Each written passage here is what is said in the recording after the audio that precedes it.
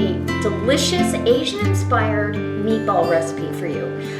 I'm going to do some meatballs ahead to put in the freezer for Christmas Eve. We're doing appetizer night, and so these will be great. I'll make up a sweet and spicy sauce to go with them, but they're going to be spicy and full of flavor. I'm using grass-fed 93% lean ground beef for these. So you could change it out and use pork or chicken or turkey or whatever you like, but we're gonna have some beef meatballs as well as some other meatballs that I'm gonna have out for everyone to try. But I thought I'd bring you along for this because I am gonna make a delicious soup with some of these meatballs afterwards. So if this inspires you, I hope it does, go down in that show more box below, hit like on the way down if you like this video, and leave a comment for me. If you're not a subscriber, please subscribe so you get notified whenever I upload, and we'll go make some meatballs. Don't forget, the next recipe is going to be fabulous. All right, guys, let's go make meatballs. Want to? Okay, have a seat. These are amazing.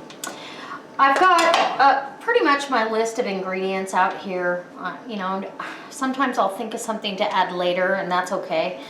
I'm going to go ahead and I've got about half of a small red onion that I'm just going to cut it down into smaller pieces.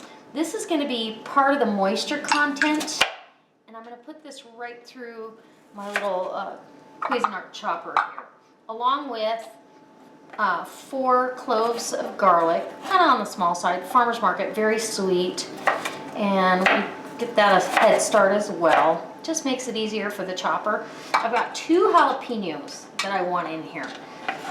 These meatballs are so good, and they're spicy, they're sweet when you add that sweet sauce on top of them in an appetizer crock pot. I'm gonna put some away for Christmas Eve, and the rest of it I'm gonna put in a soup tonight. It's still really below freezing temperatures, and you know, just, I mean, it's not below 0. Hopefully it doesn't get like that again, but it's really, really cold. So I love soup. You guys know that. So I'm gonna go ahead and put down my veg here and my peppers. Let's get the onions. I've got a pound of grass-fed ground beef, and this is from Zacon Foods.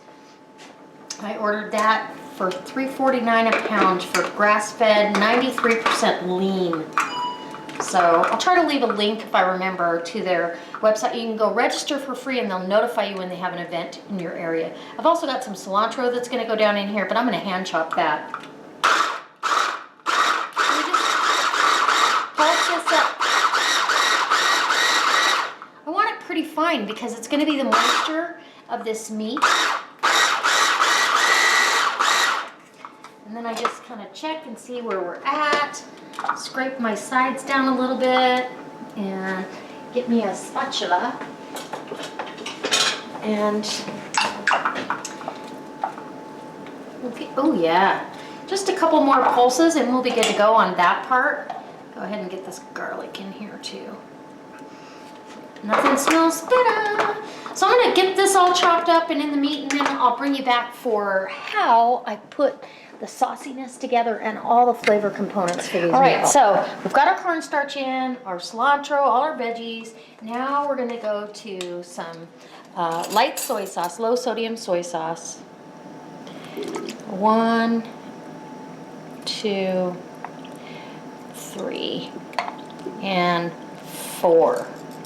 4 tablespoons of soy sauce. You can use light, you can use dark.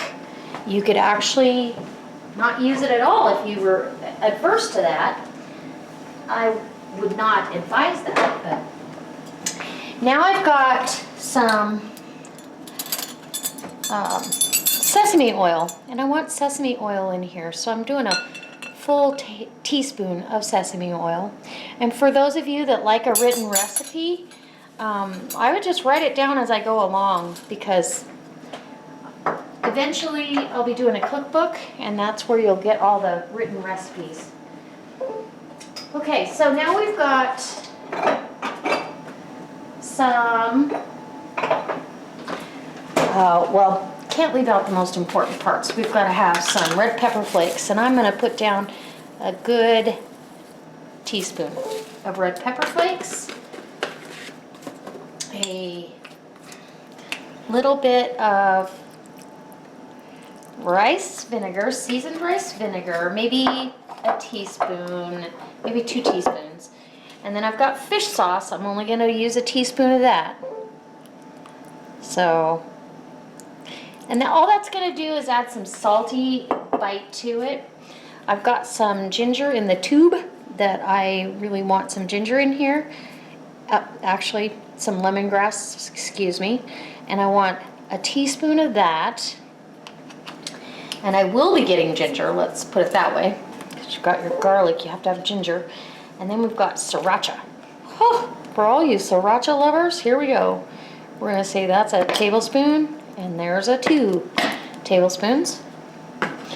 And then I really want some Thai red curry paste in this.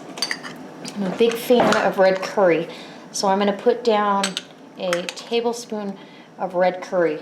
It's just going to add another element to these meatballs. And it sounds like a lot of ingredients, but when you think of all the flavors and layers of flavor that you kind of need to make an outstanding standalone meatball, you got to have it. Okay, here's a good teaspoon of ginger out of the tube, or fresh ginger, you know, however you want to do it.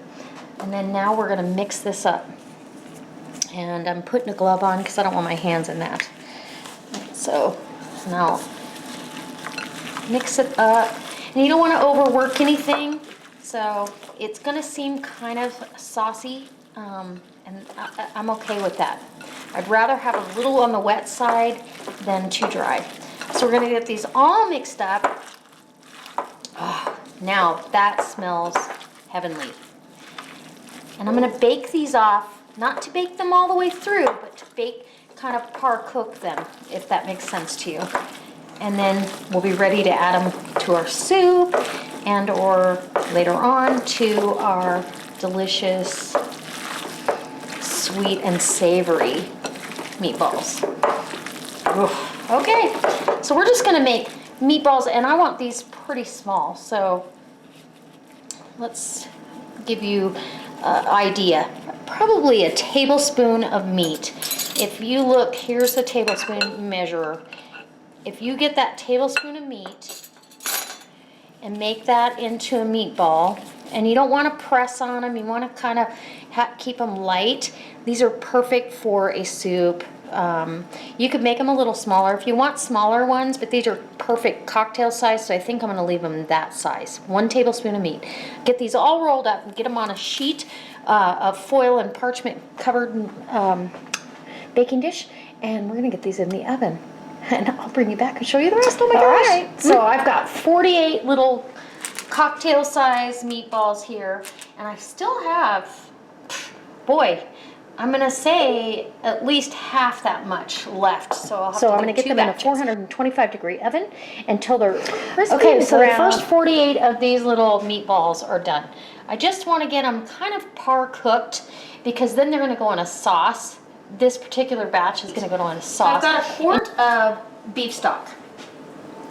Now you could actually use chicken stock in this, even though we're using beef for the meatballs, but I really want to change it up, because a lot of times in Asian cooking, it's a vegetable or a really light chicken stock. And so I'm just going to change it up because I can.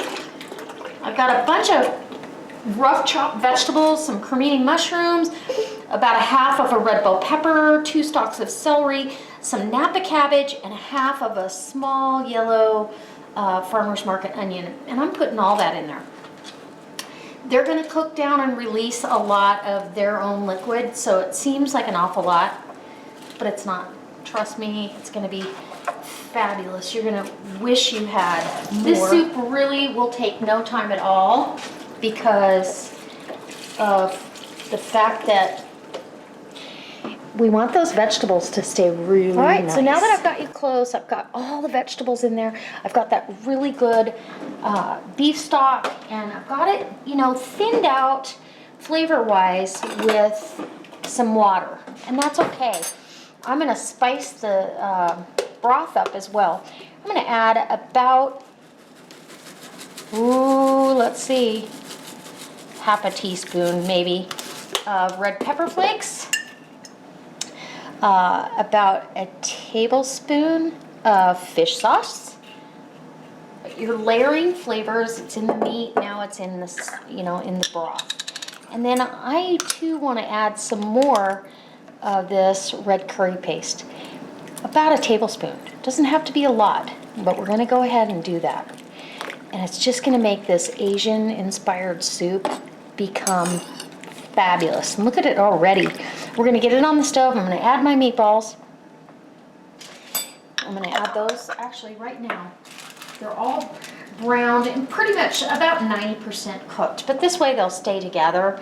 So you're going to add as many or as little as you like.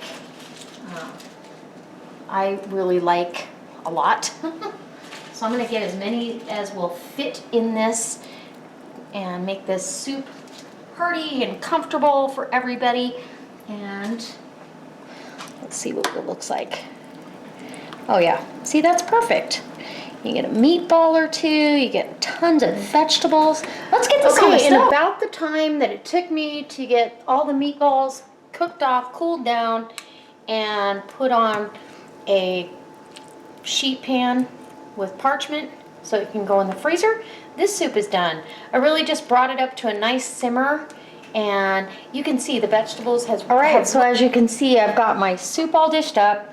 I actually sprinkled a little bit of sesame seeds. They're so good for you, full of calcium. And some more red pepper flakes and some green onions that I chopped up, the green part, and just to have that fresh crunch. Even though the vegetables still have a crunch, I'll actually show you celery and how much crunch is left in that. And maybe here, let's get some of that Napa cabbage too. And we'll just give you a taste of that first. Hot. Oh my gosh, it smells amazing.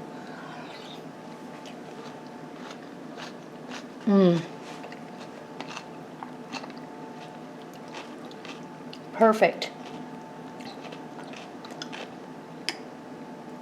And then now I want one of those meatballs. And see, this is a perfect bite-sized meatball.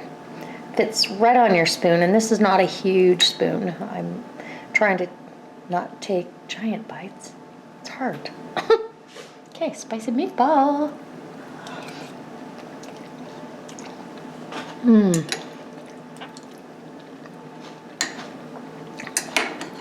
Oh my gosh. Okay. I'm just going to tell you right now, those meatballs are so tender and delicious and spicy, and you can taste that red curry in the background.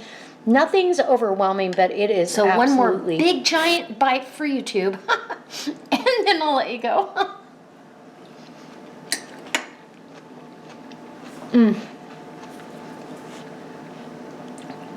Amazing. I love the beef flavor in this. I really do. I'm so glad I used beef stock instead of chicken stock. The beef flavor came out of the caramelized meatballs as well as having that beef stock as a base. So hope it inspires you. I hope I see you next time, guys. And as always, I'll look forward to the next recipe because it's going to be absolutely delicious. And don't forget to stay tuned because those other meatballs are going to be in a really sweet and spicy sauce for the holidays. So stay tuned because you never know when I'm going to post that one. All right, I'll be back and I'll see you next time. God bless.